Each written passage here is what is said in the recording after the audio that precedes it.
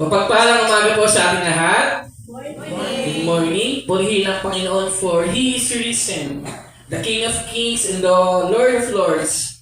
Napagtagumpayan ng ating Panginoong sa Kristo ang kamatayan at muling nabuhay mula sa patay. Ang kanyang muling pagkabuhay ang ating matatag na pundasyon at ang ating pag-asa. Ang dahilan kaya tayo naririto, magpupuwit, magsasamba, for He saves us. Magalak at magdiwang lahat, makapangyarihan po ang ating Panginoong Diyos. Kaya mga kapatid, ihanda natin ang ating mga puso't isipan sa pagsamba sa ating Diyos, sa pag-awit, sa panalangin, sa pagbibigay at sa pakikinig ng kanyang salita. Sa Diyos ang kapulihan at kaluwalhatian, tumayo po tayo lahat para sa ating call to worship and opening prayer. Buksan natin ang ating mga Biblia sa awit 15 or Psalms 15. Ito pong sinasabi. O Lord, who shall sojourn in your tent? Who shall dwell on your holy hill? He who walks blamelessly and does not what is right, and speaks truth in his heart, who does not slander with his tongue, and does no evil to his neighbor, nor takes up a reproach against his friend, in whose eyes a vile person is despised, but who honors those who fear the Lord, who swears to his own hurt and does not change, who does not put out his money at interest, and does not take a bribe against the innocent. He who does these things shall never be moved. Tapay mo na lang. Aming Diyos, tunay, katapat, ang Diyos na buhay. Salamat, Panginoon, dahil Ikaw siyang aming manilikha, aming makapangyarihang Diyos, na siyang nagligtas sa amin, Panginoon, mula sa kapahamak na nararapat lamang para sa amin, parusahan, tapos sa iyo.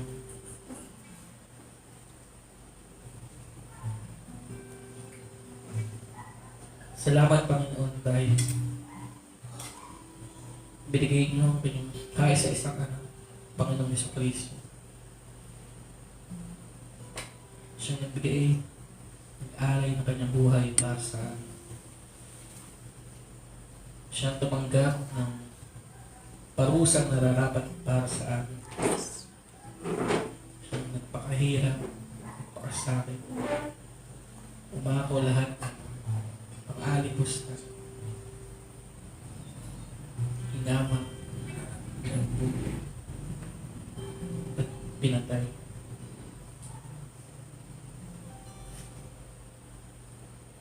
Siyang dapat kami ang dumanas ng mga ipang. Ngunit dahilan yung pag-ibig sa atin, yung habag, at yung biyaya pa na ay masikip kaysa sa aking kasalanan. Hindi niyo hinayaan sa kalagayan niyo. Bagkus, ang Panginoong sa Kristo na siyang nagtiis nito, pakasakit para sa amin. At inyong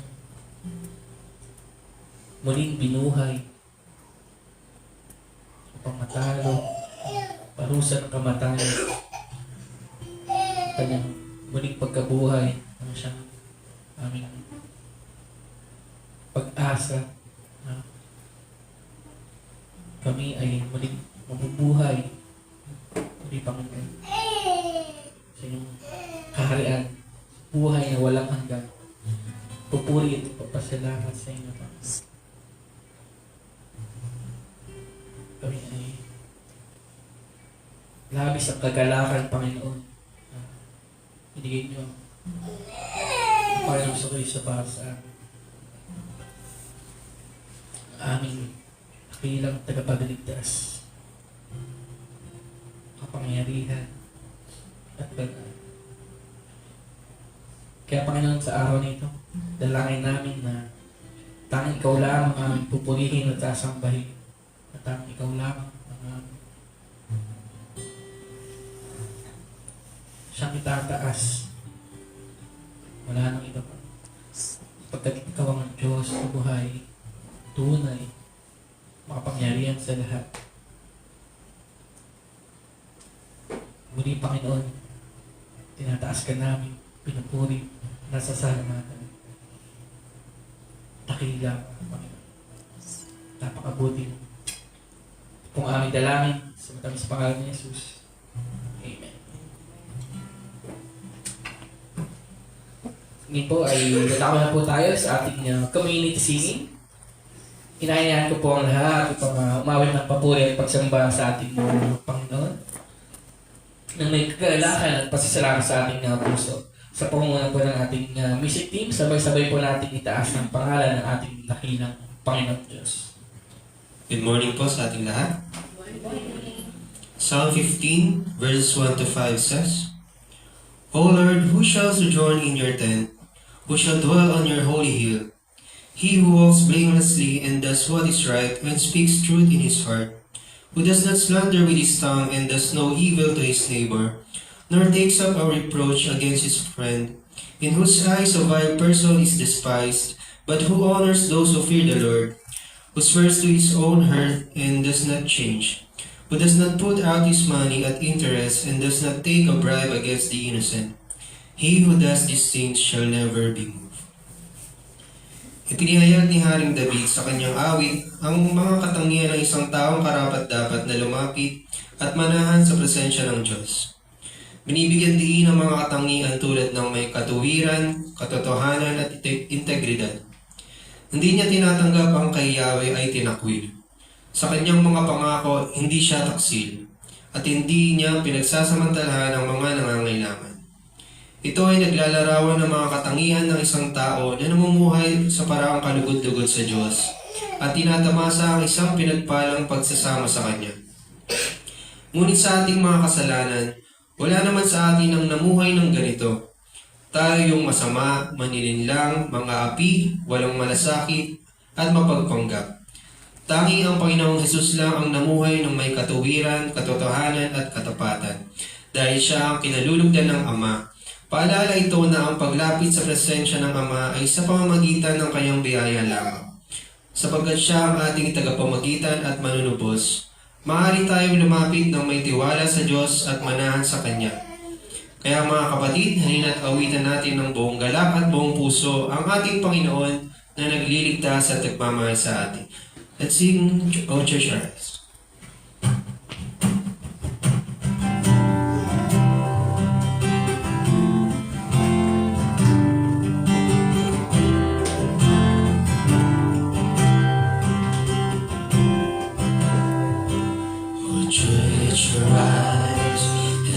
Your armor on, hear the call of Christ our captain. For now the weak can say that they are strong in the strength that God has given. With shield of faith and banner of truth, we stand against the devil's lies.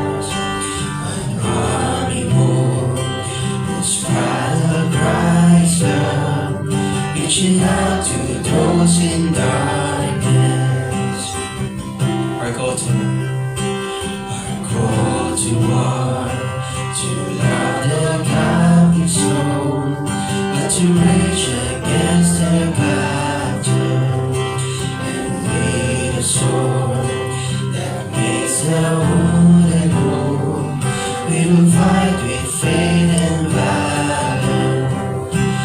Faced with trials on every side, we know the outcome is secure, and Christ will have the price for which He died, an inheritance of nations.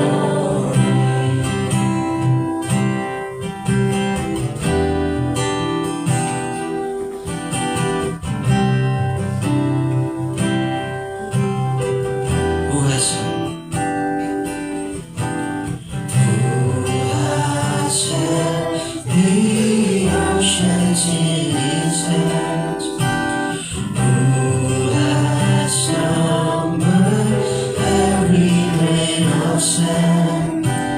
Kings and nations tremble at his voice.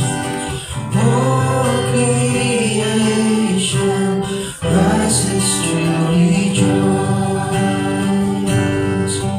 Behold our God, seated on his throne.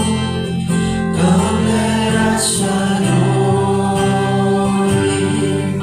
Behold our King, nothing can compare. Come, let us adore him.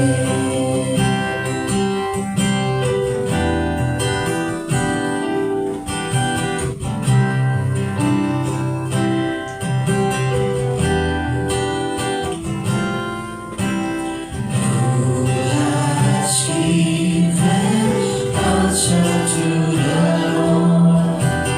Who can question any of his words? Who can teach the one who knows all things? Who can fathom all his wondrous deeds? Behold our God, seated on his throne.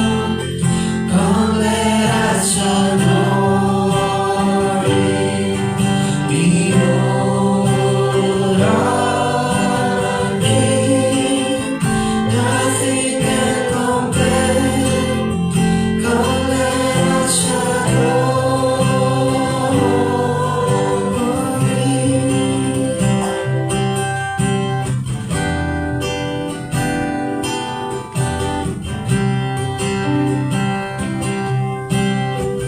Who has felt darkness upon his hands, bearing all the guilt of sinful man. God eternal, humble to the grave. Jesus, Savior, risen now to reign. Behold our God, seated on his throne. Come, let us adore him. Behold our King, nothing can compare. Come, let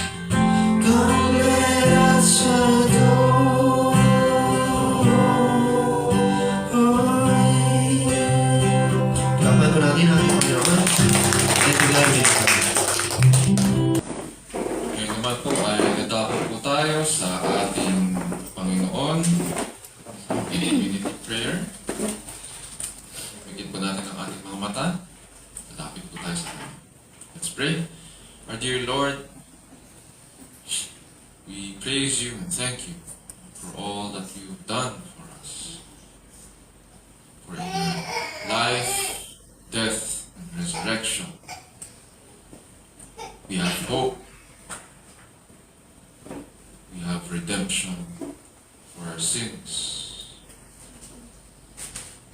We have life. And so we express, Panginoon, our gratitude, our love for you. We thank you, dear Lord, that you have given us this day so we can gather together as your people, as one family, and as one body in Christ. And through this, O Lord, we seek to praise you, to lift up your name. Today, O Lord, grant us, we pray, to glorify you through songs, hymns. Grant us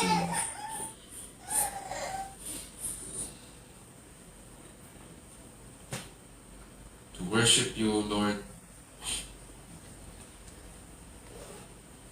through prayer, through the preaching of your word as we listen to what you have to tell us, and through giving as well, so that we may minister to one another. O Lord, we thank you that you have given us this ministry so that through this, dear Lord, we can continue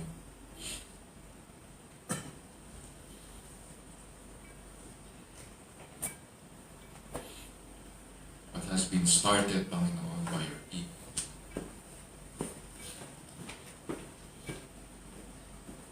So that we can make disciples of all nations, baptizing them in the name of the Father and of the Son and of the Holy Spirit, teaching them all that you have commanded us to do, while holding on to your promise that you would be with us until the end of the age. And so we pray that you would grant us, O Lord, to be faithful in this until you return. We pray, O Lord, for one another. Pray that you would grant us to continue, Panginoon, in speaking the good news to all those, dear Lord, whom you send our way. We pray, O Lord, that you, wherever you place us, starting from our families, to our friends, loved ones, grant us, O Lord, to give us the boldness, the courage to speak of Christ and His perfect and finished work that continues to bless your people to this very day. His work of redemption in His life, death, and resurrection. O Lord, we also pray for our country, the Philippines. We pray that you would see us, O Lord, through this crisis. You see, O Lord, the hardships we face and the challenges, O Lord, we experience, Panginoon, especially through the faith. And our prayer, O Lord, is that may you be with our leaders. Grant them wisdom. We pray, Panginoon, that the programs that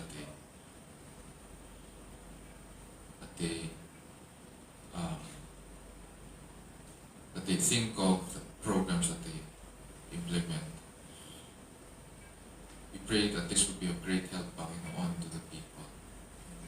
While we may not always agree sa mga decisions ng aming mga leaders, and we do not claim to understand everything, dear Lord. But we ask, O Lord, that you would grant us patience, especially during this time. At as you grant wisdom sa aming mga leaders, may you guide them and keep them. We pray, O Lord, that because we understand that they are not merely servants of the people, but they are ultimately your servants, your ministers, whom you have placed in positions of authority and responsibility. We ask, O Lord, that may they also be held accountable for their decisions and actions. We pray, O Lord, that as we go through this crisis, may you guide us, may you continue to give us hope through your word. We pray, O Lord, that may you also provide for us, even now as we come together to express our thanks and our faith in you. So we pray, O Lord, that you would continue to be with your people, that you would strengthen us. O Lord, we also pray for our brothers and sisters who continue to teach in the halls of government. We pray that, dear Lord, that their ministry would bear fruit also. We long to see, O Lord, that the principles of your word be seen in how our leaders, government officials, employees conduct, Panginoon, yung kanilang mga day-to-day activities, and how they engage with the people as well, in accordance with the principles of your word. And so we pray, O Lord, that may your righteousness be seen in how our government people transact as well. We ask, O Lord, that also for one another sa mga personal concerns na many of us are sick, many of us are not feeling well. And so we lift one another up to you. For those of us, Panginoon, na may mga sakit, we ask that you would extend your healing hands upon them. We pray that you would use the medicines that they're taking, the rest that they need, at saka yung care of their families, so that they would get well. We pray, O Lord, for the doctors and the medical staff, clinical staff. May they find yung maayos na treatment for brothers and sisters in affliction. May you also help us na manage ang aming mga conditions, understanding that our bodies are a gift from you. These are being redeemed as well, and so we ought to offer ourselves as a living sacrifice, holy and acceptable unto you. That we would understand that you have not only called us to a life of holiness, and this includes also, dear Lord, this also bears, Panginoon, how we physically live each day, taking the things that we need to take in, avoiding the things that we need to avoid, so that we can manage our conditions and bear our burdens each day. And so, dear Lord, we pray for AJ's, puts it on, take away what needs to be taken away. We ask, O Lord, that you would grant good health, even as most of us, Panginoon, prepare for the coming work week. We also ask, dear Lord, for Ate Rose, at saka yung sa ubod si po ni Sofia, we ask, O Lord, that may you grant healing, at ganun din kay Candice. Dear Lord, we also pray for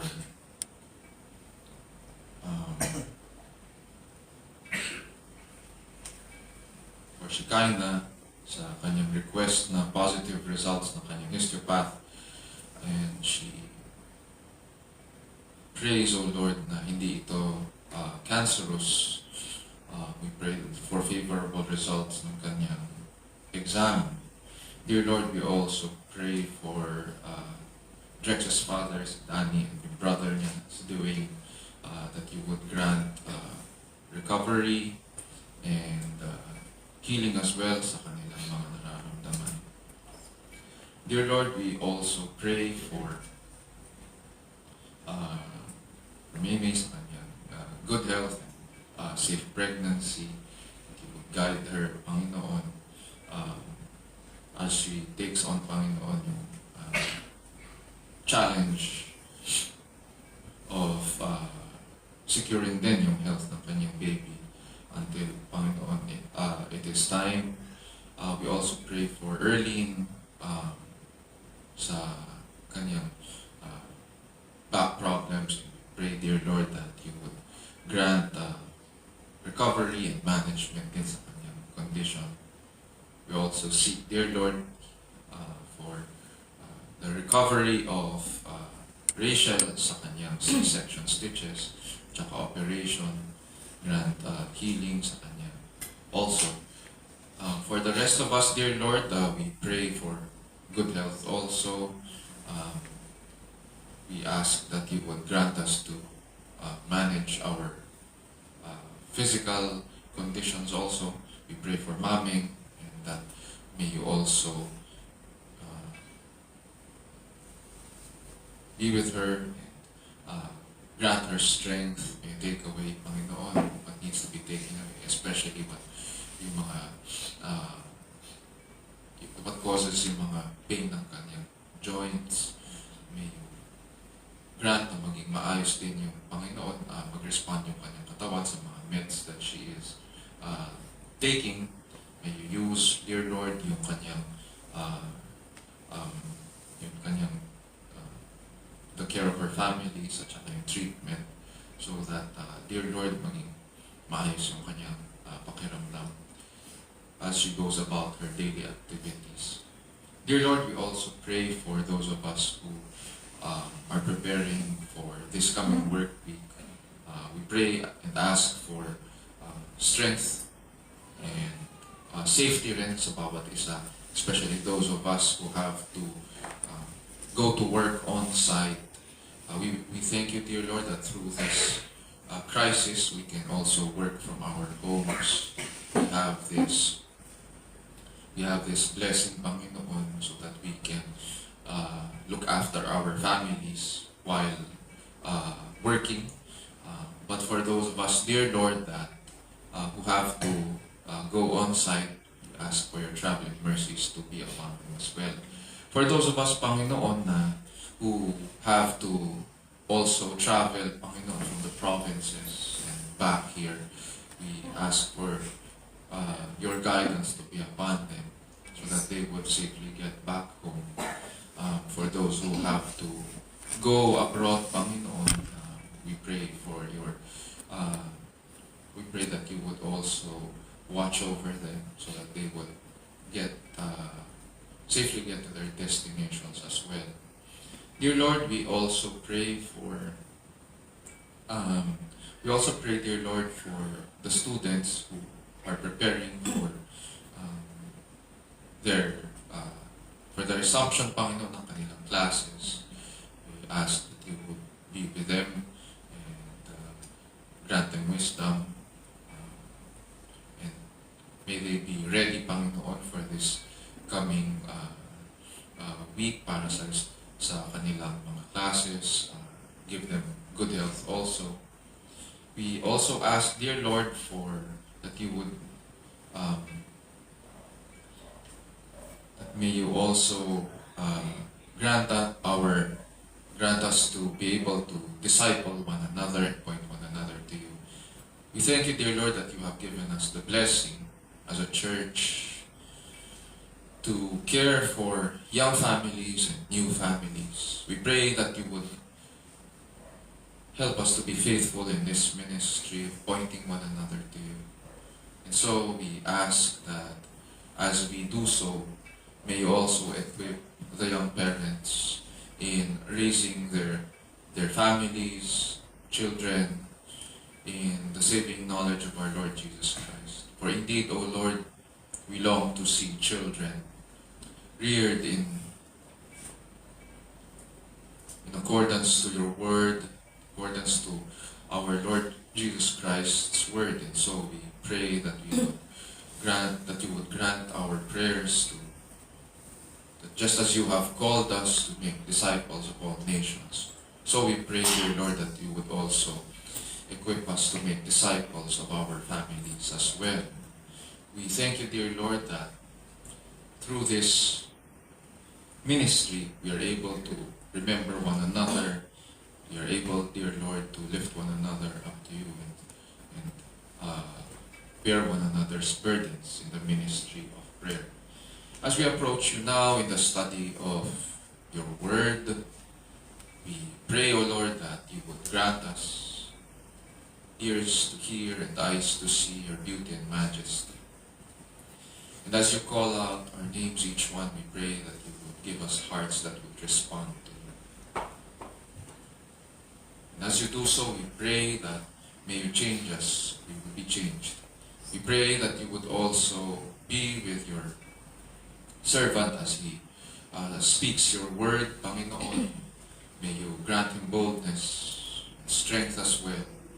And that he would, dear Lord, deliver, dear Lord, the good news to your people today. And so we thank you, dear Lord, for your work and the blessings of your work of redemption in our lives, as it persists, dear Lord, to this day until you return.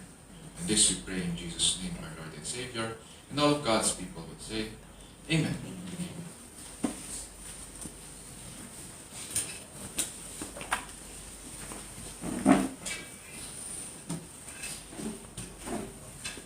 Ngayon po ay dalaman po tayo sa pagbasa ng salita ng Diyos na magmumula sa Book of Luke, chapter 24, verses 1 to 12, sa pangunan ng ating kapatid na si Joselito de Chavez. Tumayo po tayo lahat bilang paggalang sa pagbasa ng salita ng Diyos.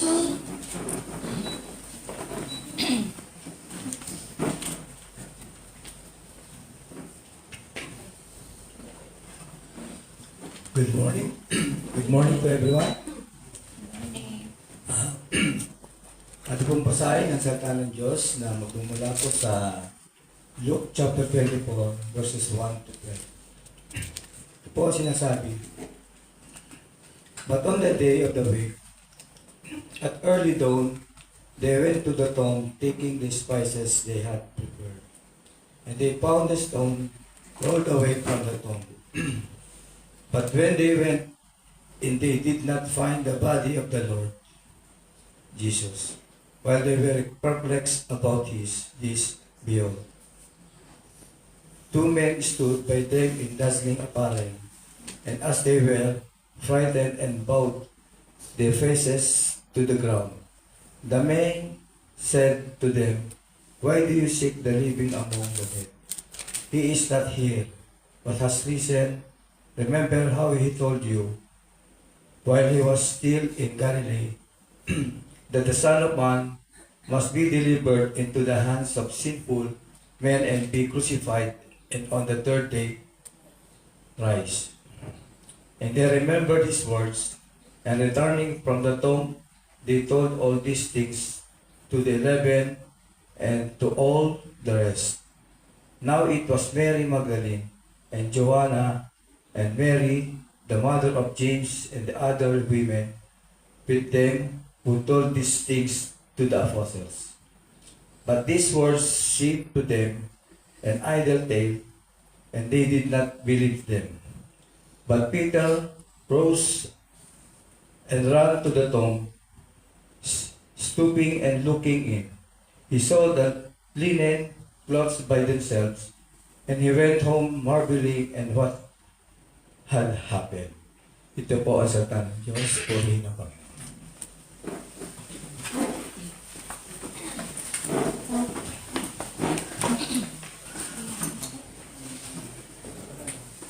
Muli po, ang salita po ng Diyos ay katotohanan at ito'y kanyang kinasihan. Nagtuturo ito ng katotohanan tungkol sa ating Diyos at ito rin ay nagsasaway at nagtutuwid sa bawat mananampalataya. Sinasalit po tayo nito kung paano ang matuwid na pamumuhay ayon sa kanyang kalooban at kung paano ang tamang pagsamba sa tunay at nag-iisang Diyos. Ayon po yan sa 2 Timothy chapter 3 verses 16 through 17. Ngayon po ay hatid sa atin ng ating guest speaker na si Pastor Errol Martin Zapanta. Ang salita ng Diyos mula sa ating binasa sa Luke chapter 24 verses 1 to 12. Nawa ang banal na Espiritu po ang siyang kumilos at tumulong sa atin sa araw nito upang makita natin ang kagandahan at kadakilaan ng kanyang salita. Ang Ebanghelyo ng ating Diyos at tagapagligtas na si Jesucristo.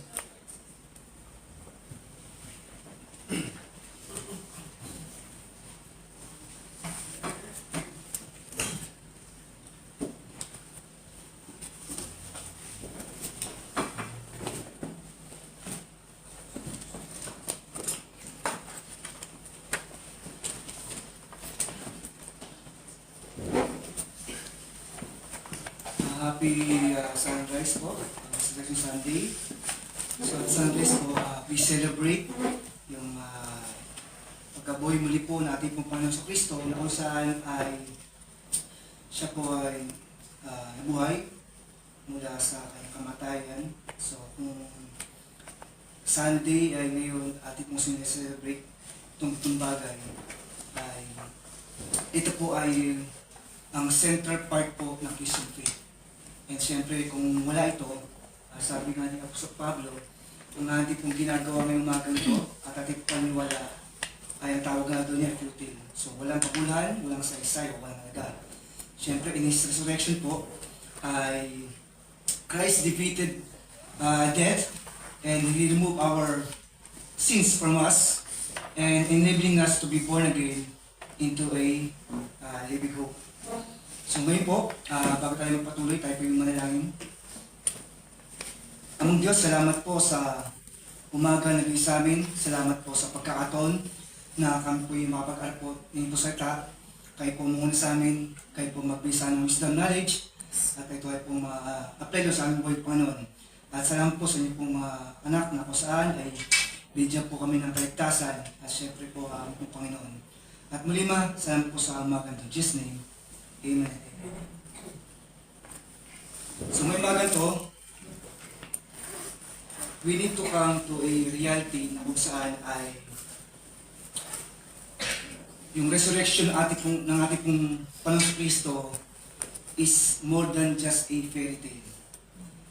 Siyempre, more than a legend and more than some religious symbol yung ating po sinasabi ng mga ganito. And it is a historical fact na kung saan ay hindi na po mga na Bible scholars, kundi yung mga scientists din and then mga historians na naano nila na katotohanan talaga.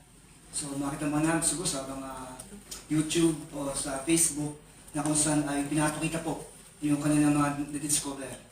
And syempre, itong historical fact na indisputable.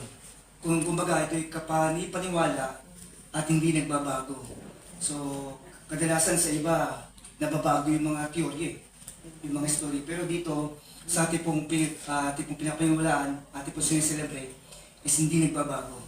In fact, sabi nga ni Billy Graham po, sa ating pong celebration ngayong mga ganito, Jesus said that, Billy Graham said that there is more evidence that Jesus rose from the dead than there is that Julius Caesar ever lived or that Alexander the Great died at the age of 33. So kung ating titingnan, sinabi ni Billy Graham na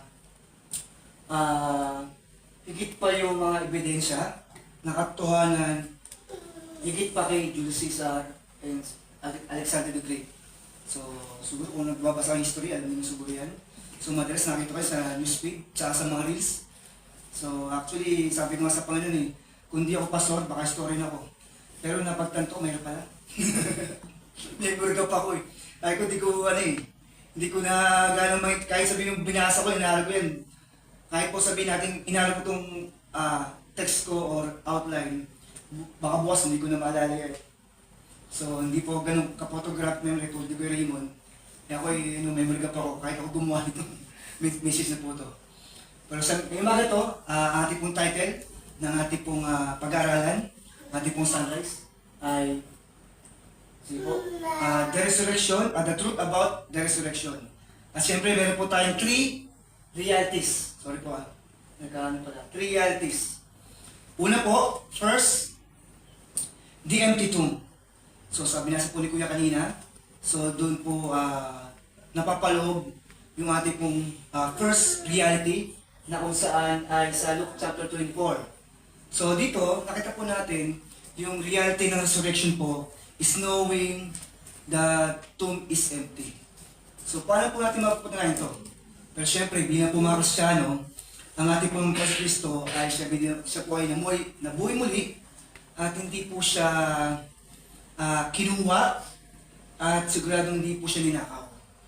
So maraming mga haka-haka, maraming din mga chismis nung panahon na yun na kung saan ay ninakaw daw o iba naman ay kinuha.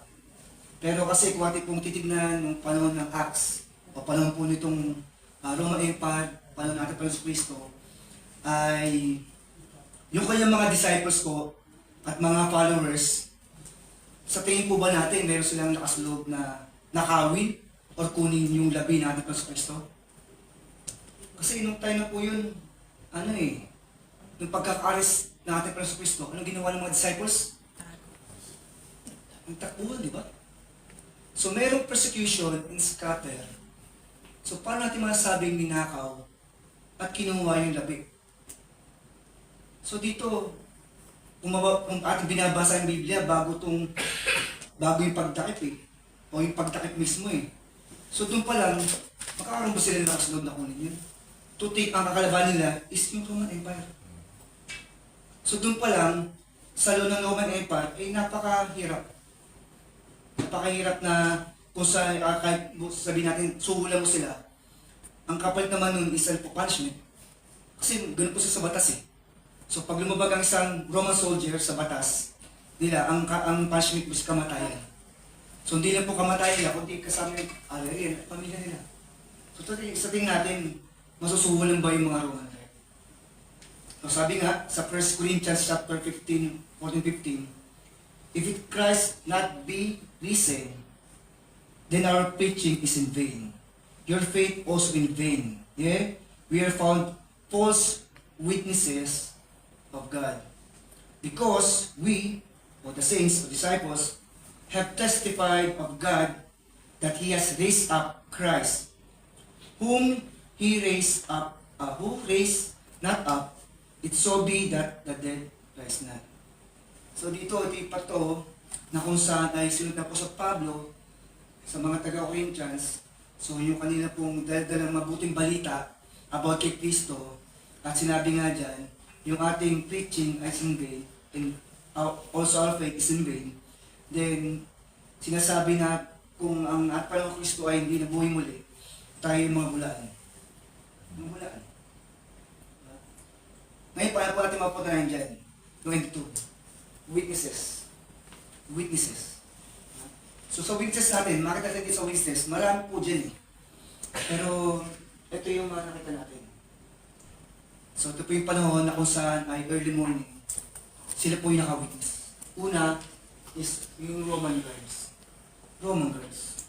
So ating isa-summarize yan, nung chapter 28 verse 11-15, nung nalaman nila na wala yung labi natin pa sa Kristo at yung harang ay natanggal, so sila pumunta po sa city at nag-report sila sa chief priest and sa mga elders at sila po yung nag-assemble. And sinabi nila, yung mga disciples daw, o ngayon ay apostles na, ay ninakaw daw yung labi ng ating Paso Kristo at binigyan daw sila ng pera. Kung ating po titignan, ito pong mga chief priests, itong mga Pharisees o elders, ay sila yung mga taong umusig po sa ating Paso Kristo. Sila yung mga nagpaparatang na blasphemy, sila yung paparatang na false messiah sa ating Paso Kristo. And syempre, ito yung kanilang pinipredict na kung saan ay after crucifixion, sabi nila kay Pilate, kung ating babalikan yung chapter 27 ng Matthew, na sabi, Sir, we remember that the deceiver, yung deceiver daw si Yesu Cristo, said, while he was yet alive, after 3 days, I will rise again. So dito maliwanag na talagang inuusig nila, gumagawa sila ng kwento, kaya sabi nila, ito yung papalabas nila, na ninakaw ng mga disciples at binayaran. Pero sabi ko kanina, itong Roman guard ay meron silang prinsipyo. At paglabag sa batas nila, ang judgment doon is punishment by death. So kung ako, isang Roman guard, ba't ako magsinungaling? Ba't ako tatanggap ng bribe kung kapalit naman is kamatayan?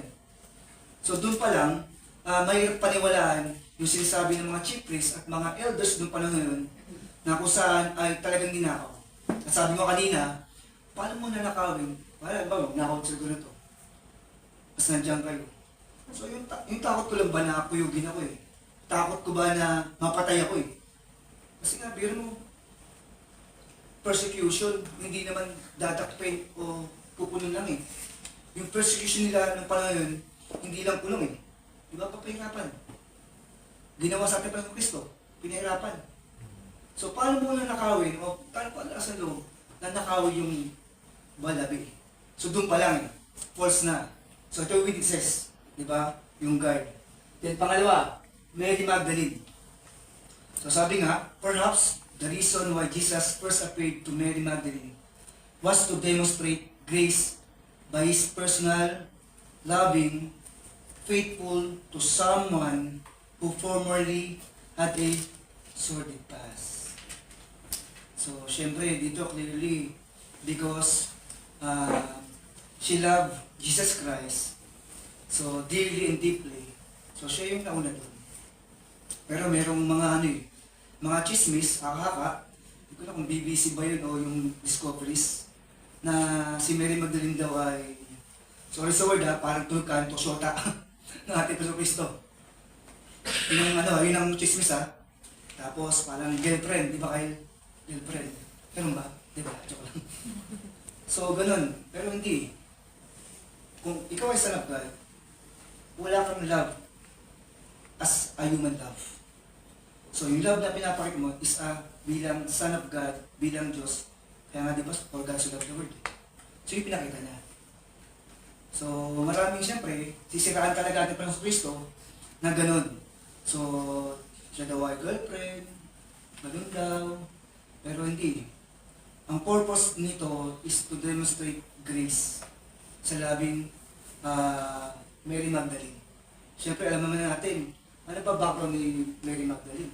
Diba? Kung ating babalikan yung sa Luke chapter 8 verse 1 and 2, sabi dito, Jesus traveled about from one town and village to another, proclaiming the good news of kingdom of God. There, 12 were with him, and also some women who had been cured of evil spirits, diseases. Mary, called Magdalene, from whom 7 demons had come out. So siya yun, si Mary Magdalene. Siya yung pinagaling at kinast out ng 7 demons. Diba? So dito, hindi yung pagmamahal kundi yung grace ng Panginoon pinakita kay Mary Magdalene, binago siya. And that's why, ang kay Mary Magdalene, so she loved Him, Jesus Christ, so dearly and deeply. Not necessarily na mayroon siyang gusto, affection bilang mga human, kundi talagang nakita niya, ito ang Son of God, ito ang Diyos mismo, ito ang Messiah, so ganun siya. Kaya anyone sa 5 yan na binanggit ko dyan, si Mary Magdalene yung unang pumunta rin. Siya yung pumunta rin. Her purpose in coming was to finish the preparation of Jesus' body for burial by bringing more spices to anoint the corpse. Diba? Yung lapit. Kasi sa kanilang time ngayon, hindi uso kasi yung imbalsa eh. Diba? Hindi uso yung imbalsa sa Jewish. So dito, para hindi agad ma-decay or mabulok yung katawan, binibigyan ng spices. Binibigyan ng spices. So ito yung thinking ni Mary Magdalene. Hindi dahil meron siyang affection. So yung pagmamahal niya bilang Messiah bilang Diyos po. So ito po yung witnesses na kung saan ay nakita natin. Kumbaga, out of dyan sa mga yan, o sabi natin sa B, C, and D, o sabi natin A na rin. So ang sabi ng isang ng isang commentator, si Mary Magdalene daw yung sincere na penitent ay true believer of Christ. Kasi probably mga disciples, sabi natin, meron silang love. Pero kasi nagtakbuhan sila eh. So probably, sabi nga nila, yung mga Roman guards is, malamang kilala sa sampa. So wala silang lakas ng loob para pumunta doon. So yung mga babae na mga early saints doon, yung nabanggit ko dyan, sila yung mga ginamit na Panginoon para magpakitaan. Para makita mismo yung witness. At sabihin, at ipabalita sa mga disciples. So yun po si Mary Magdalene. Pangatlo po, si Joanna. So, kung ating titignan natin mga Bible, so nabanggit sa verse 10, sa binasin ko na kanina. Other than that, ay wala nang ibang account patungkol kay Joanna. Pero sabi sa ni Hill Exposition of the entire Bible, sa Luke chapter 8 verse 2, and Joanna, the wife of Chuza, Herod's steward, had been a follower of Christ and had been ministered to him of her substance. So yun yung konting background sa pag-research ko. And sabi nga ko rin, may din tayo sa pag-research kasi mga mamaya, ito yung traditional lang, kultura. O sa mahirap kahit nga yung Wikipedia mahirap paniwalaan Kasi hindi naman siya base kung nga siya biblical. So kung biblical siya, walang problema. Kung hindi siya biblical, mahirap. Kahit nga sabihin natin yung katabi ng ating Panginoon Kristo sa kusang barrier may pangalan Pero kasi wala naman talaga nabanggit talaga So dito po, other than that, so si Joanna, na nabanggit dyan, siya yung wife of Chuza, so Herod's steward. Pero biro mo, nakating pa dun sa palasyo ni Herod Then, ang banggit niya kay Joanna, follower of Christ, in-administer din sa ating Panginoon Kristo. So siya yung mga ilan sa mga witnesses. In letter D, Mary, the mother of James. So Mary, the mother of James, called the less, also of Joseph, Simon, and Judas, brethren, of kinsmen of Christ. Mary, being the wife of Cleopas, Alphaeus, and his brother Joseph, the husband of Mary, the mother of our Lord Jesus Christ. So, ilan yan dyan. Pansin niyo, puro babae, Pero sabi nga kanina, ginamit sila ng Panginoon para sila makasaksi at ipabalita sa mga disciples. Kasi, babalik tayo dun sa pagdakip Kahit ako siguro, pag dinakos ko Raymond bahala ka dyan dito, hindi ko alam Ba't ko alam Kasi di natin alam Depende sa tao yun Pero may iba, malakas ang loob Diba? Pero ako pag ganun, kahit na may trouble lang, takot ako Malayo ako Pag may away nga lang, talagang tumatabi ako, sabi ko talagang hindi ko namang kaano-ano yun So that's why ito yung mga witnesses. And then, letter E, the other women. So, the other women that were with them as Salome, the mother of Zebedee's children, and others, and came from Galilee. So, other women. So, si Salome yan. So, yan yung mga witnesses na kung saan ay nagpatotoo sa empty tomb. So, sabi ko kanina, unlike Egyptians, ang mga Jewish po ay hindi sila nag-imbalsa ng mga katawan. So, yung anointing na ginawa ng mga binanggit dyan, both sa Roman guards, sila po yung pinakita nila yung act of love sa ating Panginoon Kristo. Na kung saan ay para lang talagang hindi agad mabulok yung katawan nating Panginoon Kristo. And syempre, itong mga women na ito na nabanggit dyan, letter B hanggang letter E, came to the point na kung saan ay talagang pinakita nila sa Panginoon na hindi lang sila yung mga babae lang, kundi sila po yung mga disciples na kung saan ay in-expect nila na talagang kanilang paniniwala, katotohanan na ang ating Paso Kristo ay pinanghawakan yung ano po, mabuhay mo. Pero nung time na yun, hindi nila expect na gano'n eh. Kasi syempre, for the first time in the history ng mankind, nabuhay.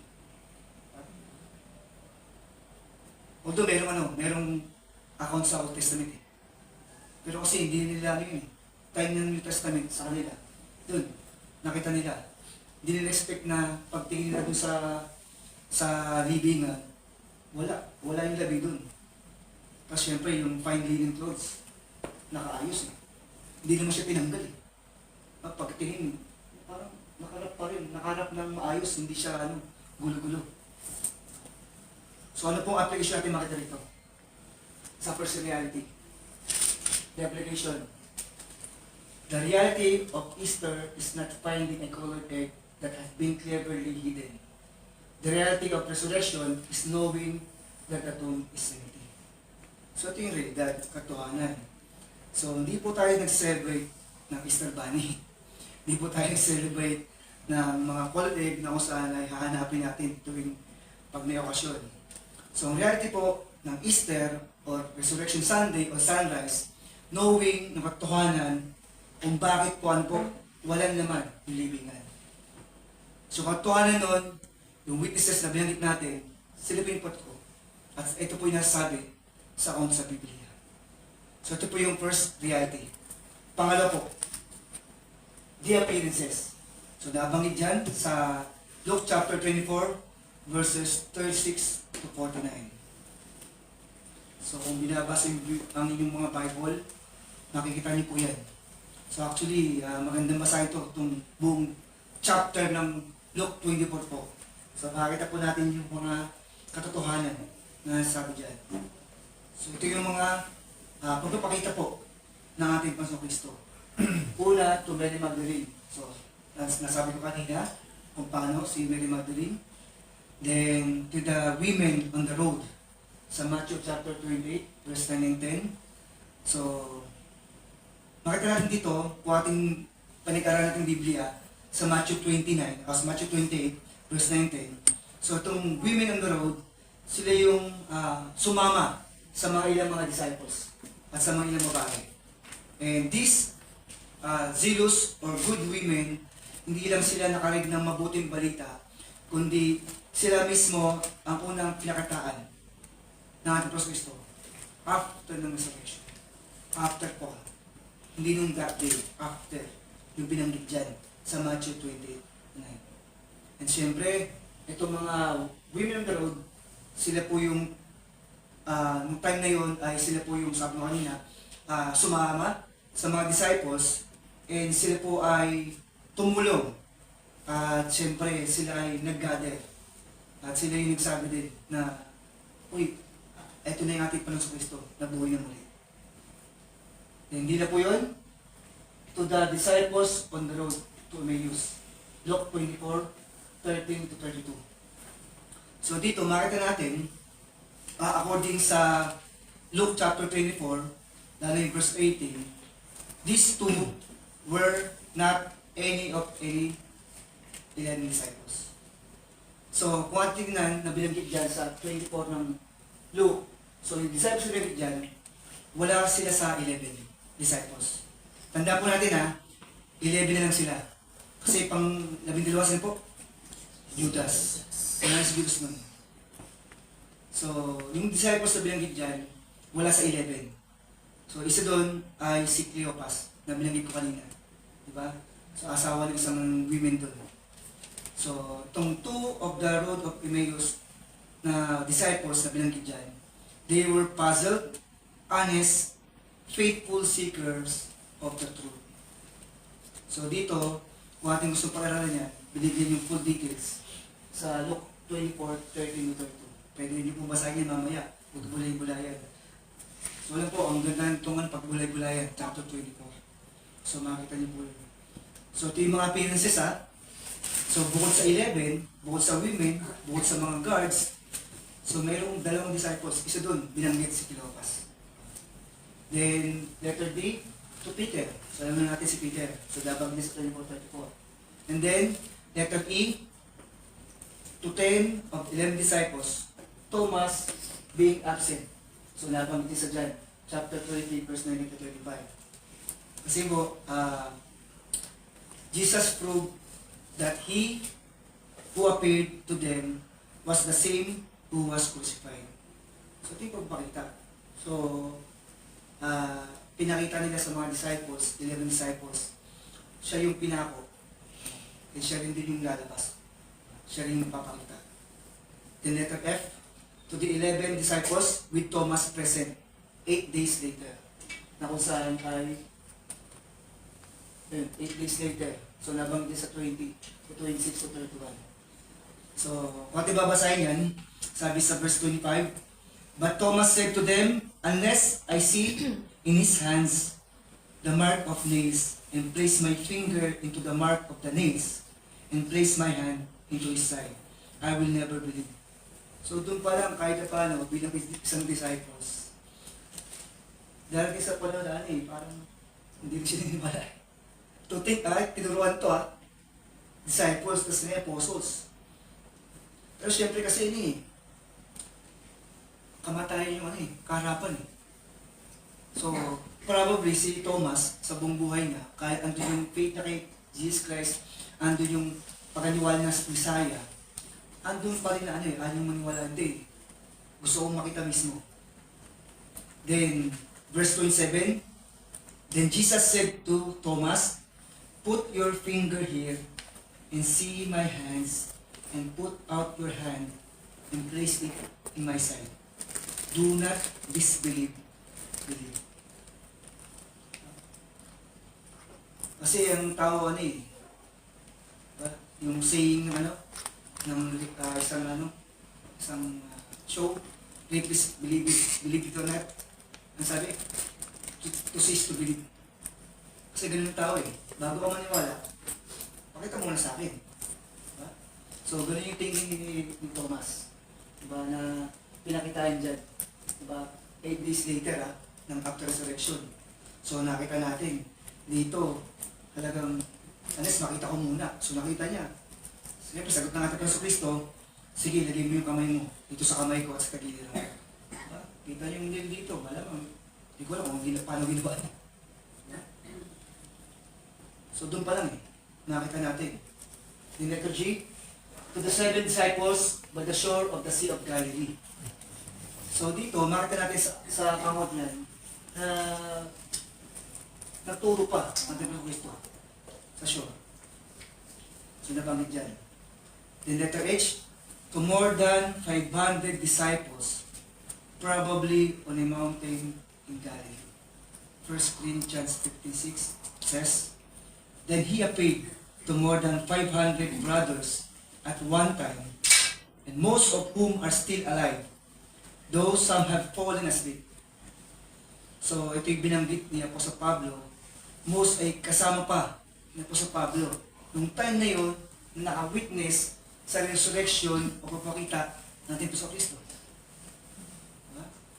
Just imagine, more than 500, most of them are still alive. So nabutan pa niya po sa Pablo. Yung iba dun, most of them. Pero sama have fallen asleep na namatay na. So dun pa lang yung witnesses na nakita niya, katotohanan.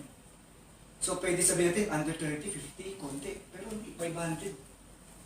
Siguro, hindi na siguro gawa-gawa yun. And to think na hindi naman mayaman ng mga disciples. Saan ba nanggagaling yung kanilang mga offerings? Sa mga persecuted Christians, scattered Christians, tapos sasabihin mo, bibigyan ka ng pera, sama mo ka sa amin. I don't think so. Hindi. Pero dito ang tawag, disciples. So, ibig sabihin nun, tinuturuan na. Hindi lang basta bystander, nakikinig lang dyan, nakikisyoso lang, hindi Diba? Sabi niya, pabanggit sa verse 6 ng Corinthians, he appeared to more than 500 brothers. Kapatid. Disciples. Diba? So yung maganda rito, na sinabi appearances. So, hindi siya gawa-gawa. Hindi siya chismis. Ito talaga. Diba? Then I, to James. So, nabanggit dyan. Then J, to the apostles when he ascended to heaven. Acts chapter 1. So, nabanggit dyan. So, dito makita natin yung testimony of eyewitnesses recorded sa New Testament na ating binabasa sa Bible was added to support the reality of resurrection. So, ito yung katotohanan, yung realidad na nagpapatunay yung pagkabuhay muli ng ating Panginoong Kristo. So, ito yung nirecord, ito yung nilagay dito para mabasa natin. Diba? Ito yung pangkatotohanan man lamang, mga saksi ng panahon ngayon. Diba? So, ito yung appearances ng pangalawang reality. Diba? Application ng ating mga kita dito. The reality of Christ's appearances validated by number of eyewitnesses. Ang sabi ni Brother James, nung sumali siya sa Miami, not 1, not 2, not 3. Pero dito, bunch of witnesses. Mga saksi sa pagkapakita ng ating Panginoong Kristo. Christ is alive, He defeated death. At walang sino man ang nakagawa. Siya lang. Multitude saw Him died on the cross. His body was lifeless and was buried. Pero, but it never stopped there. Multitude confirmed He's alive. Diba? Kung multitude yung nakakita, nakasaksi na pinaro siya at nilibig siya, multitude din yung ano po, naka-witness sa inyong pagpapakita. Ganun po ang pagpapakita ng mabuting balita, ganun yung katotohanan ng sinasabi natin po sa Kristo. Babalik tayo doon sa sinabi na po sa Pablo eh. Diba sa 1 Corinthians chapter 56 eh, more than 500 disciples. At hindi lang yun, kundi ano, yung Roman guards eh. Kasi naman iba yung Roman guards. Diba? Kasi sabi ko sa inyo, ang punishment ito, kamatayan eh. Kasi nagsisimali sila. So dito, pinapatunayan, nagbiling good tayo sa buhay ng Diyos. Hindi pati ng Diyos. Hindi Diyos-Diyosan. Kumbaga yung ating pinapalunan na sa Biblia, natin binabasa, ay makapangyarihan at buhay ng Diyos. Then last, reality. The ascension. Ayon sa Luke chapter 24, verse 15 to 53. So yung binasa ko nito kanina, ito yung ano lang po, introduction. Pero ito yung buong account po ng Luke chapter 24. The ascension. Ang kanyang pagbalik. Ano sabi sa Mark chapter 16:19? Sabi dyan, so then, Lord Jesus, after He had spoken to them, was taken up into heaven and sat down at the right hand of God. So He comes to His glorious ascension. He sat down on the right hand of God. So great truth, makita natin dito, related sa history ng gospel. So tulad to sa pag-appearance kay Stephen, sa Acts chapter 7, verse 36. Diba, pinreflex na kung saan ay yung proper condition ng ating Panginoong Kristo. Si Stephen, siya yung isang sa mga it's conducted eh. Binato eh, hanggang sa mamatay. Parang bayabag siya, nakita niya yung glory of God, nakita si Jesus Christ. Seated. So dito, napakaganda makita natin. Diba, hindi lang siya Diba kasi sinasabi, propeta lang eh. Pero hindi in His glorious, diba, ways, nakita yung pagka-Diyos niya at pagka-anak. Pagka-anak niya, Messiah. In letter B, sa Acts chapter 1, 8-11, sabi diyan, but you will receive power when the Holy Spirit has come upon you, and you will be my witnesses in Jerusalem, in all Judea, Samaria, and to the end of the earth. When He had said these things, as they were looking on, he was lifted up, and a cloud took him out of their sight. And while they were gazing into heaven as he went, behold, two men stood by them in white robes, and said, Men of Galilee, why do you stand looking into heaven? This Jesus, who was taken up from you into heaven, will come in the same way as you saw him go to heaven.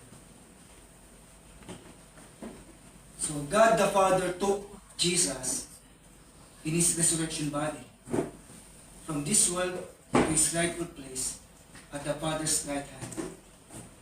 So dito, nakita natin na itong storyang to, itong kaganapan to, ay nasa Acts, and syempre ito ginawa ng mga apostol.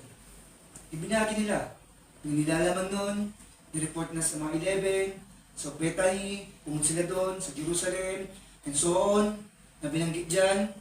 So, kahit namatay yung katawan ng Kristo, at sabi natin may little bit sadness, kasi nga, yung kanilang master, yung kanilang look up pumunta sa heaven.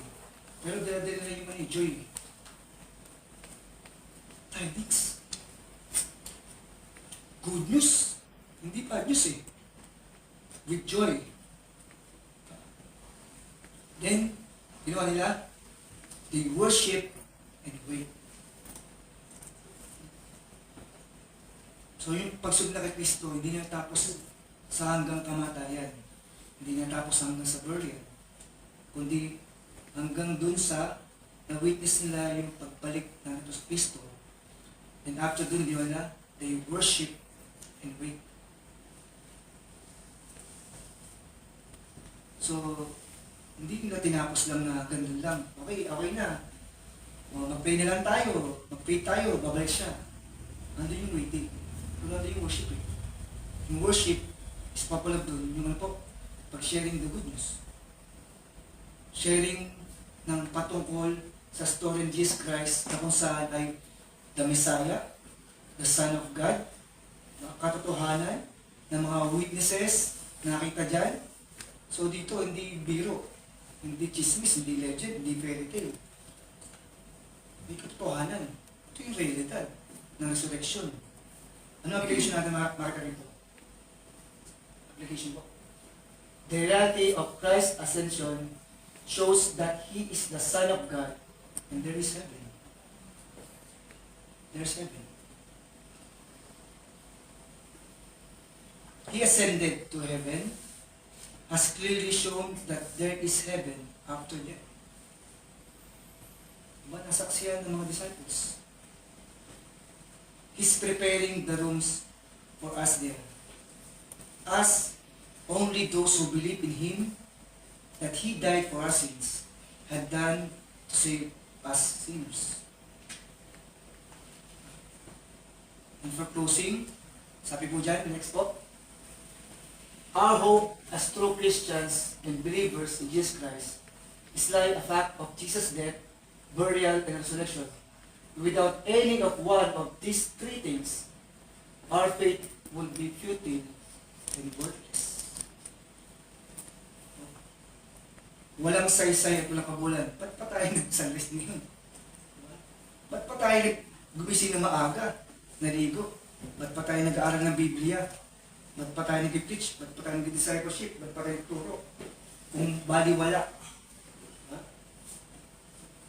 The resurrection truths behind the message. If no resurrection, there is no gospel. If no resurrection, if there is no resurrection, preaching is empty. If no resurrection, faith is empty. If no resurrection, Christ are liars.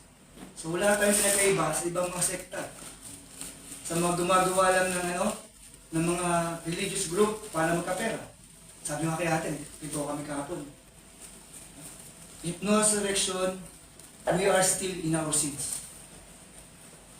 If no resurrection, dead Christians are lost. The resurrection is reality. Facts. So, basta sa Bible, lahat is katotohanan. So yung mga historian, diba, yung mga theologians, pertohanan. Kung pupunta nga kayo sa mga museum, lalo na sa Israel o sa mga ano, diba, manaway nila, katotohanan. Kung meron palang David, merong Julius Caesar, may Pilate, may Jesus Christ. Next po. The resurrection of Jesus Christ from the dead is what sets Christianity apart from all other faiths, religions, and beliefs in this world. Ano sabi niya, Confucius, ni Buddha, tsaka ni Muhammad before they died? So, sabi ni Muhammad, I don't know the purpose of life. Si Buddha, seek the truth. Confucius, I am not the way.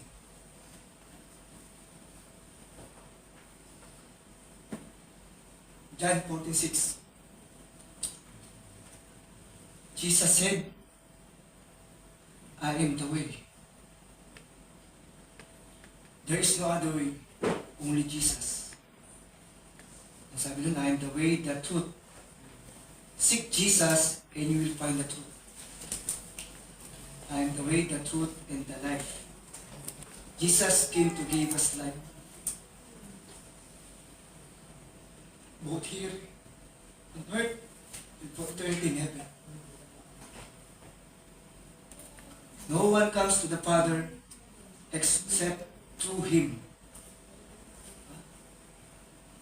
So walang makapunta sa langit, sa Diyos Ama, sa pamagitan ni Jesus Kristo. Sa pamamagitan ni Kristo,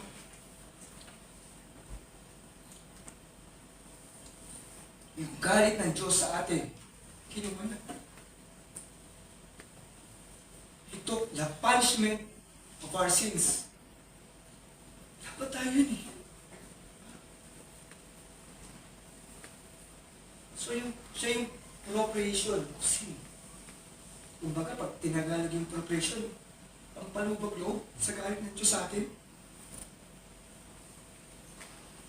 Tapos tayo, grabe makareklamo sa buhay. Maya naman tayo sa Panginoon. Diba? Bilo mo, holy wrath of God. Hindi anger eh. Yung wrath, pag yung sabing wrath, malalim na ang galit yun eh. Diba, hindi lang anger eh. Ang anger, emotion eh. Pero yung wrath eh, yung wrath, puot na mismo yun eh. Diba? Pero andun yung pampalubag-loob sa Diyos Ama, Jesus Christ. Tapos tayo hindi maging faithful sa Kanya. Lagi tayong late, hindi tayo masahan sa gawain, hindi tayo babasa ng Bible, hindi tayo nagmanalangin, hindi natin ginagawa yung best natin, hindi tayo nag-share ng gospel, nahihiya tayo bilang Kristyano. Babalik ako sa mga preaching ko nakaraan. Alam ba sa bahay natin, nakasya tayo? Alam ba sa workplace natin? Alam ba sa school natin? Alam ba ng bahay natin? O natakot tayo? O pinakaya natin? Diba? Jesus is the only one who rose from the dead. The other three na binanggit ko are still in the graves. Therefore, Christ is risen from the dead and is a fact of truth, not a fiction. And all these truths are directly taken from the Word of God as recorded sa Biblia natin. Kahit yung mga Bible niyo, huwag niyo mong sabihin gawin pala mo sa bahay niyo. Hindi yung sayangin, kahit ba sobrang mahal niyo, maganda eh. Huwag lang yung display ko sa sala para sabihin nila, Bible ko, Christian ako, ganyan, hindi eh. Basahin niyo naman. Binigay sa'yo niya, binili niya para basahin. Kahit maglagay kayo notes din, okay lang. Kasi ginagamit niyo eh. Kaysa ano, pag ganun mo, ay, alikabok, hindi ginagamit. Conclusion. We have seen the truth about the resurrection of Jesus Christ. The empty tomb, because He is raised from the dead, His appearance to many witnesses, His ascension to heaven, to prepare a place for us. May we always be reminded the truth of Christ's death, burial, and resurrection. And may this cause us all to more worship our Lord and Savior. Jesus offer us, you, the truth today, because He lives. So too you will live. Ba? Hindi. Ba? Because He lives, so you too, I will live. Ba? Kasi kung di siya nabuhay, patay tayo. Patay. Wala. Impyerno tayo. Ba? So just imagine yung reality nung every yearly ng Resurrection Sunday, ng sunrise. Huwag natin baliwalayin ito. Actually, inaalala naman natin eh. Hanggang saan po, dumating na ang Kristo. Diba? So, buhay yung kapal. Buhay din natin. Diba? Ang hirap kasi sa ibang Kristiyano, parang ginagawa lang routine na lang tuwing Sunday. O darating sa point na parang naging routine. Pero excited ba kayo magsimba tuwing Sunday? Excited ba tayo makinig na sa tayo nun? Excited ba tayo na mag-praise and worship? O parang gano'n tayo, okay, antok pa ako, ito na naman, ito na naman katanto, hindi eh. Lahat ng part ng worship is for the glory of God. Lahat ng part ng worship is para binigay sa atin, to encourage us. Diba? To uplift us. At pinapatunayan yung kabuhayan ng Panginoon. So habang nabubuhay tayo dito, sabi nga, gawin natin yung best natin sa Panginoon. Ito hindi yung ginagawa kay Kuya Raymond sa mga elders nito. Hindi. Diba? Isipin natin, diba, tayo tumanggap, hindi lang ayaw natin magpunta sa impyerno eh. Kaya ba, hindi ko ngayon tumanggap ka kasi ayaw pumunta ng impyerno eh. Pwede ba tanggapin ko siya bilang tagapagligtas? Hindi eh. Hindi ganun po ang kaligtasan. Hindi po ganun ang gospel. Hindi po ganun ang good news. Ang good news is ano? Pagsunod sa Kanya. Bilang tagapagligtas at Panginoon ng buhay mo in afterlife. Afterlife. Kasi merong life after death eh. Pero nga lang, dalawang pupunan ng tao. It is heaven o hell. So kaya kung tumanggap talaga sa Kanya, kada Sunday, special. Special. Diba? Huwag ka lang mag-base ng, okay na to, pwede to. You dress well kasi di ka man nag-aayos eh para sa mga tanong dito eh. Ang nag-aayos ka dahil sa harapan ng Panginoon. Pero bago ka mag-ayos sa outward appearance mo, dapat ayusin mo muna yung inward appearance mo. Yung puso mo, check mo. Check mo.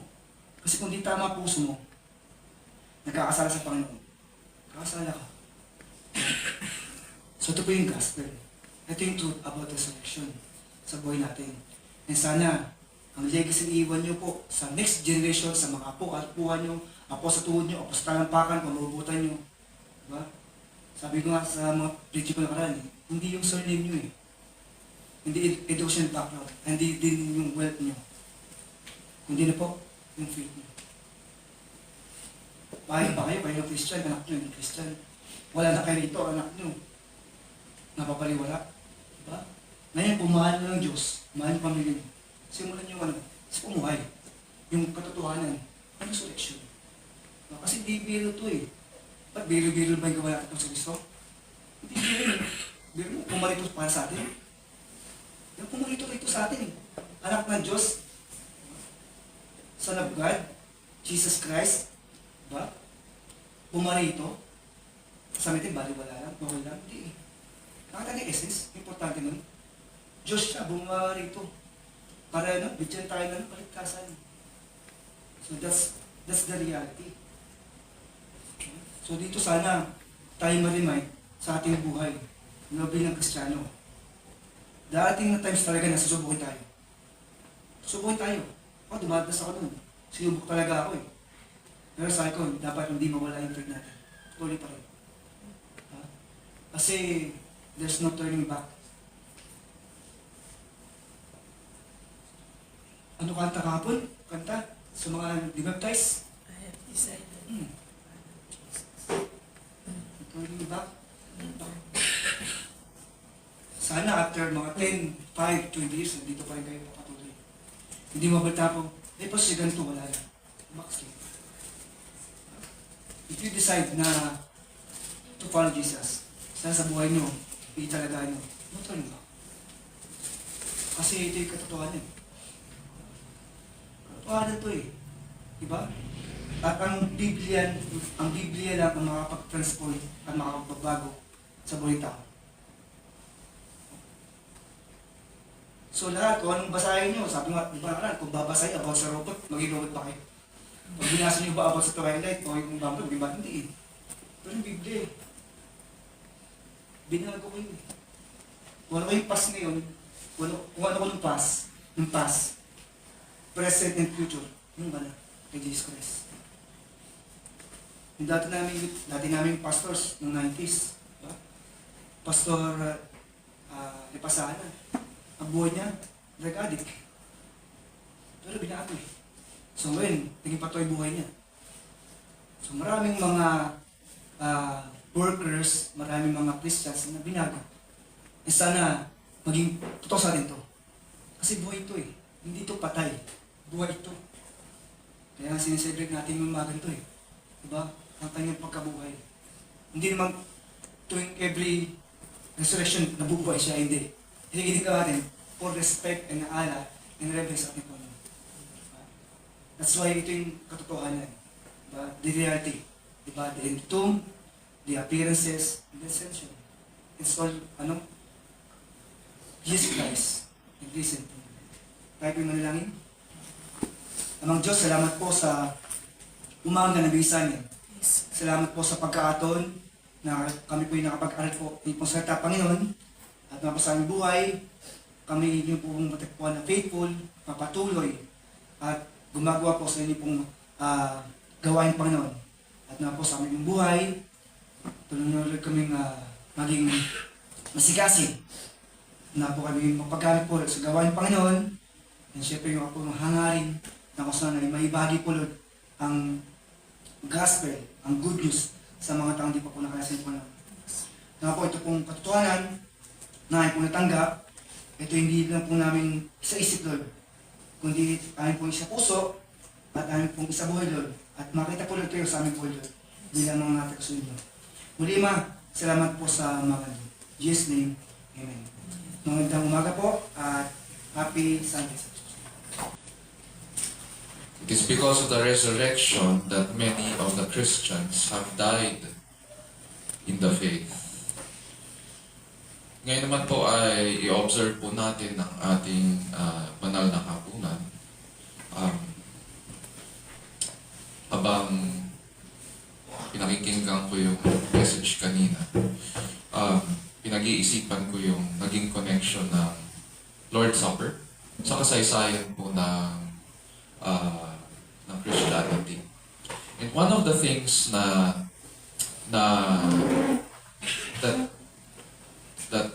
yung evidence pa in Christian history where people have given their lives for is because of the truth of the resurrection. Maraming nagsasabi na kesyo hibang daw yung mga apostol, kesyo lasing, kaya nagpalaganap sila ng mga ganitong kwento. Pero hindi naman apostol lang. Throughout history, binigay nila ang kanilang buhay para sa pananampalataya. For one thing, halimbawa, malalaman mo kung ang isang tao ay Kristiyano, especially sa panahon ng pag-uusig. Hindi sila nag-uusap, ako ay Kristiyano, ganyan. Malalaman mo na lang. Kasi nga, inuusig sila eh. Kinakaladkad sila palabas ng bahay. Dinatakip, pinapatay. Pinapakain sa mga mababangis na hype. So, paano mo malalaman na ikaw ay Kristiyano? Maglalakad lang yan sa daan. Magdodrawing sila sa buhangin o sa lupa. Magdodrawing yan ng bilog. Yun ang tinapay. Malalaman mo na Kristiyano siya kasi magdodrawing siya ngayon ng isda. Yun yung sagot niya. Pero pag hindi sumagot yan, hindi Kristiyano yun. Meron silang mga ginagamit na mga symbols throughout Christianity na malalaman mo na sila ay mga Kristiyano. And they died for the faith. Mahalagang-mahalaga ang banal na hapunan, especially sa mga Christians, because ito yung nagpapaalala sa atin na tayo ay nagpapatuloy. Ito ay patotoo ng church sa mundo na ang bawat isa sa atin ay nagpapatuloy. At ito rin ang patotoo natin sa harapan ng Panginoon na tayo ay pinalalakas niya. Sabi nga sa ating DPM Statement of Faith number 10, ganito po ang kahalagahan ng banal na hapunan sa buhay ng mananampalataya kay Kristo at sa Iglesia. Ang banal na hapunan ay kaloob ni Kristo sa atin na kanyang Iglesia upang gunitain at ipahayag ang kanyang kamatayan. Nagsisilbi rin itong paalala sa lahat ng mga hinirang na darating ng araw na matatanggap natin ang lahat ng mga pagpapala ng kaligtasan at mauupo tayo kasama niya sa kanyang hapag. Ang mga elemento ng banal na hapunan ng tinapay, alak, ay larawan ng katawan at bagong tipan sa dugo ni Kristo. Ito ay panlabas na patotoo ng kagandahang loob ng Diyos sa kanyang mga hinirang.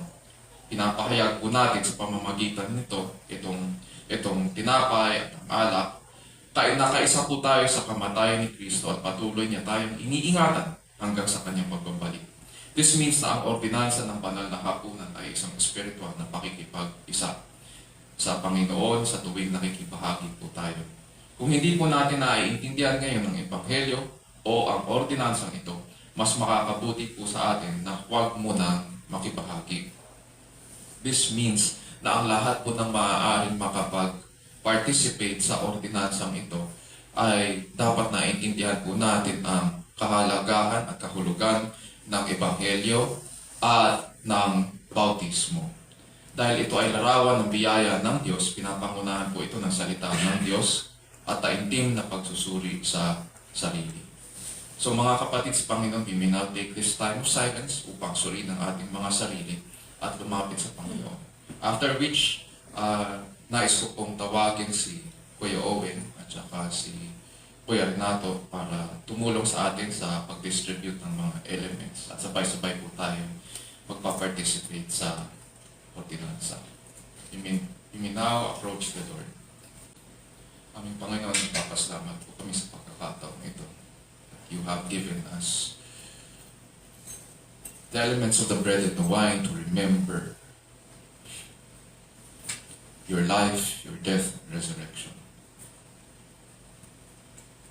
O Lord, we pray that you would grant us to participate in this as one body in Christ, remembering, Panginoon, what you have accomplished for us. That you continue to nourish your body with these elements. And so grant us, O Lord, to be witnesses, true witnesses of you in the world. No matter what hardships we face, or difficulties because of the faith, may we face them, dear Lord, with boldness, remembering that it is you who strengthens us, that it is you who preserves us, and so we persevere in the faith. And this we pray in Jesus' name, our Lord and Savior, and all God's people will say, Amen. Amen. Taas po natin ang tinapay. For I received from the Lord that which I also delivered to you, that the Lord Jesus, in the night in which he was betrayed, took bread. And when he had given thanks, he broke it and said, This is my body, which is for you. Do this in remembrance of me.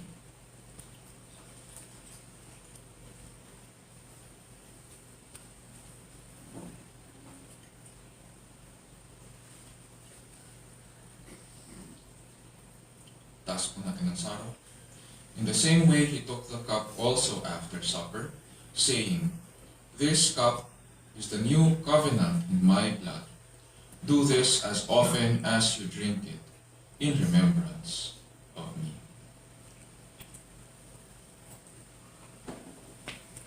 For as often as you eat this bread and drink the cup, you proclaim the Lord's death until he comes. Let's pray.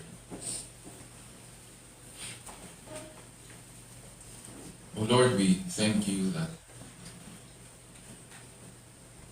holy ordinance of the Lord's Supper, we can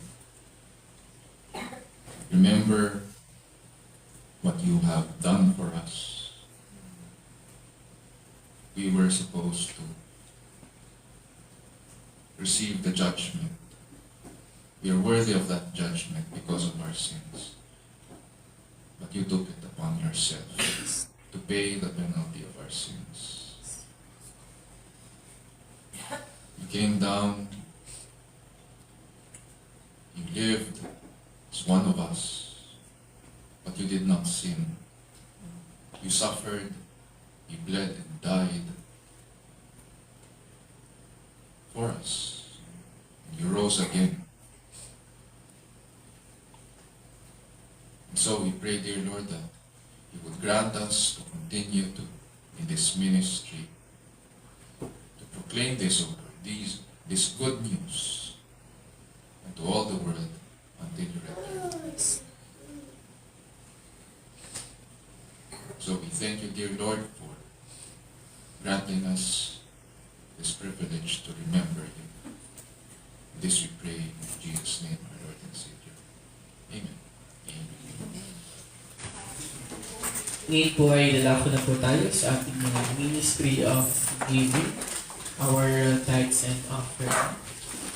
Buksan po natin ating mga Biblia sa 2 Corinthians chapter 9, verses 12 to 15. Ito po sinasabi.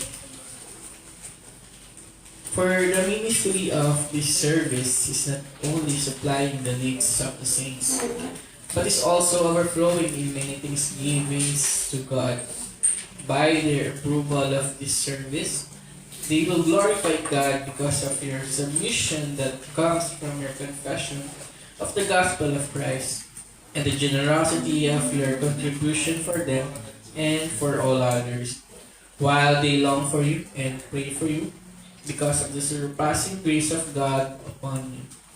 Thanks be to God for His inexpressible gift. Tumayo po tayo na. Tayo po'y umawit ng papuri sa ating Panginoon. Praise God from whom all blessings flow. Praise Him, all creatures here below. Praise Him above the heavenly hosts. Praise Father, Son, and Holy Ghost.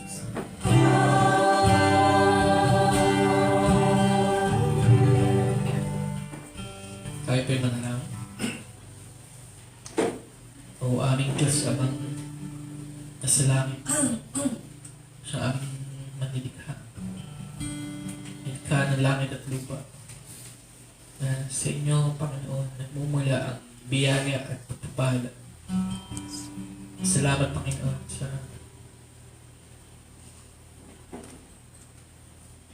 gift of life.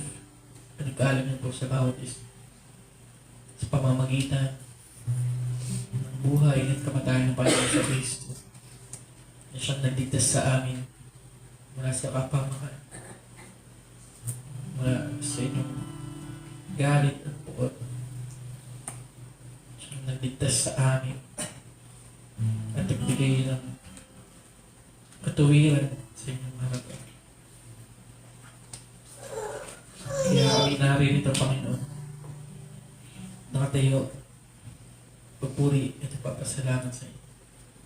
Dahil sa dakilang biyaya sa pag-ibig, yung biyaya, yung awa. Salamat, Panginoon. Salamat, Panginoon, dahil sa pamamagitan nito, Panginoon. Narito kami, Panginoon, ay binabalik lahat ng babala sa amin. dalangin namin na magamit namin ito sa pangangailangan ng iglesia, sa pagtulong sa aming mga kapatid na nangangailangan. Higit sa lahat, Panginoon, maibahagi ang inyong pagliligtas, ang ebanghelyo ng Panginoong Kristo. Siyang ligtas sa amin. Dalangin namin, Panginoon, na kayo siyang patuloy na provide sa amin, Panginoon, ng aming mga pangangailangan. Hindi lang physical, kundi higit sa lahat, Panginoon, spiritual. Siyang kailangan namin sa araw-araw, Panginoon, hanggang sa inyong muling pagbabalik. Upang kami ay maging handa, Panginoon, pag makasama ka sa buhay na walang pupuri at nagpupuri lamang sa iyo, Panginoon, sapagkat ikaw ay Diyos na banal. Pakailan mo. Muli, Panginoon, ito pong aming dalangin sa matami sa pangalan ni Jesus, aming Diyos at tagapagligtas. Amen. Magtili po tayo mga anak tayo para po sa ating closing and benediction. Kapatid, purihin po natin ang ating Panginoon at tanggapin ang kanyang pagpapala. Now to Him who is able to keep you from stumbling and to make you stand in the presence of His glory, blameless with great joy, to the only God our Savior through Jesus Christ our Lord, be glory, majesty, dominion, and authority before all time and now and forever. Amen. Unto Him who is able to keep you from falling and to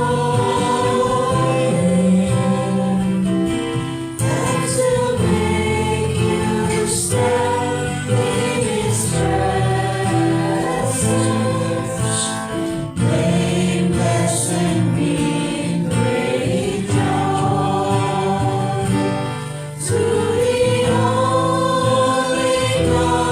God our Savior, to Jesus Christ our